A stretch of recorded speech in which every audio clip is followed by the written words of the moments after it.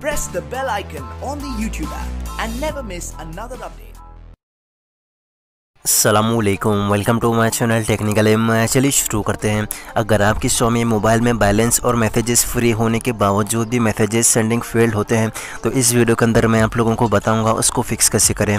तो सबसे पहले आपको अपने मोबाइल की सेटिंग्स को ओपन करना है और इसके बाद आपको SIM cards and mobile networks वाले ऑप्शन भी क्लिक करना है और इसके बाद आपको वो सिम कार्ड सेलेक्ट करना है जिस भी सिम कार्ड से मैसेजेस को सेंड करना चाहते हैं।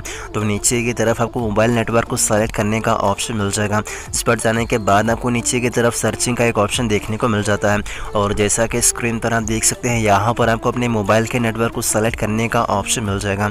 तो आप लोगों को दिखाने के लिए मैं जियो 4G नेटवर्क को सेलेक्ट कर लेता हूँ और इसके बाद आपको वापस से मैसेजेस को ओपन करना है और फेल वाले ऑप्शन में क्लिक करने के बाद आपको अपने सिम कार्ड को सेलेक्ट कर लेना है और जैसा कि स्क्रीन पर आप देख सकते हैं मैसेज रिसीव्ड हो चुका है।